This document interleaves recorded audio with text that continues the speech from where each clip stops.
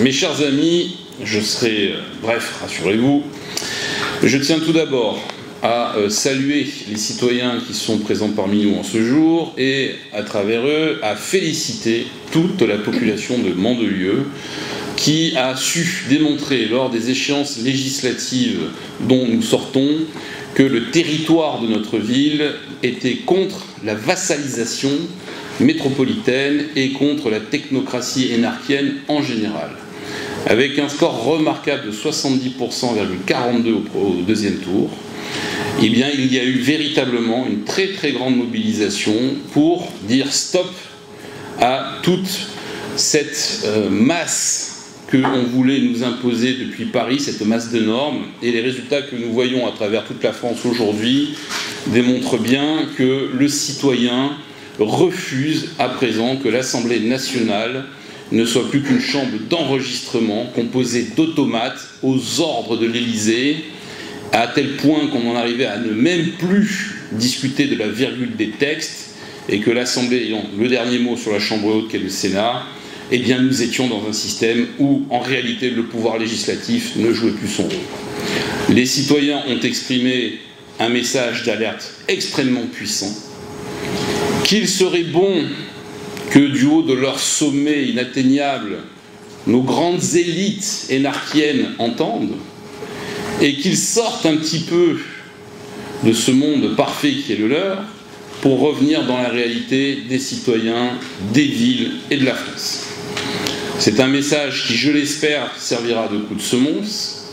S'il devait ne pas être entendu, comme je le crains, car vous le savez, les chocs démocratiques ont ceci d'éphémère que ceux qui le reçoivent ne considèrent pas le peuple.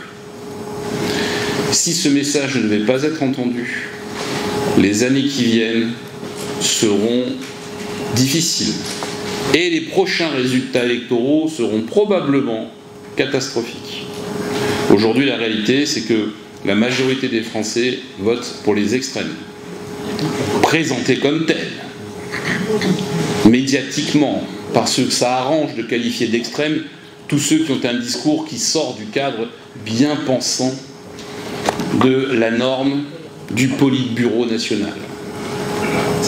Or, en réalité, malheureusement, le monde est tel qu'il est et on ne le change pas uniquement avec des mots.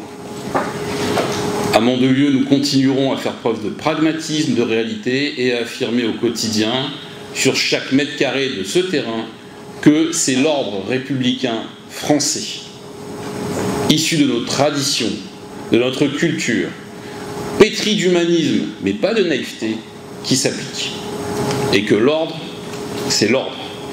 Ce n'est pas la discussion, ce n'est pas aussi toujours la philosophie que celui qui peut pourrir la vie des autres ait toujours raison, ce qui est le cas aujourd'hui.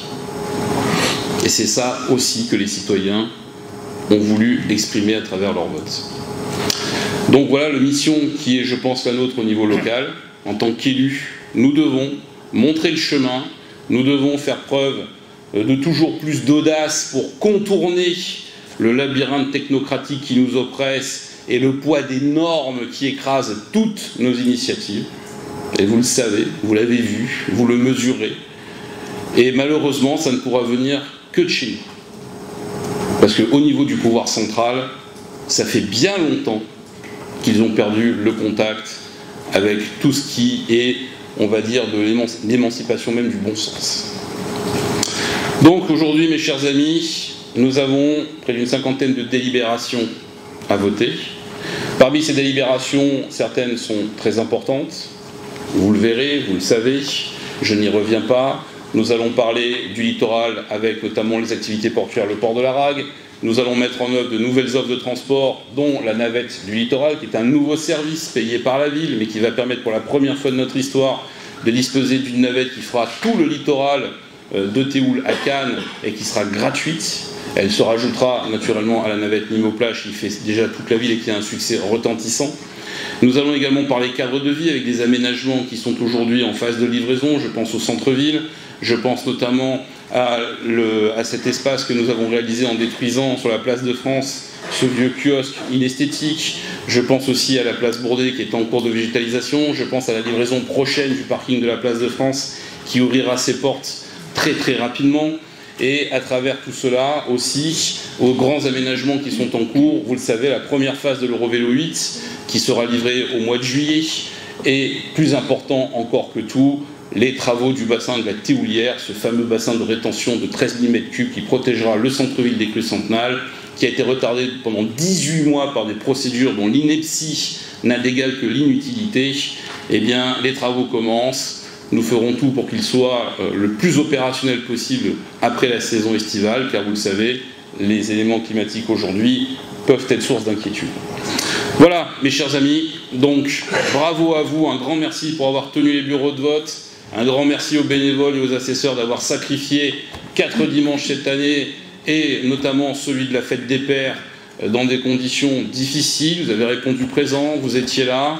Certains ont même réussi à faire le grand chelem, et eux, vraiment, je leur confère non seulement mes félicitations, mais ma reconnaissance. Et à tous les autres, je sais que vous avez donné du temps. Donc, encore une fois, au nom de toute la population de Mandelieu, bravo, merci, et vous avez tenu le rôle qui est celui d'un élu local.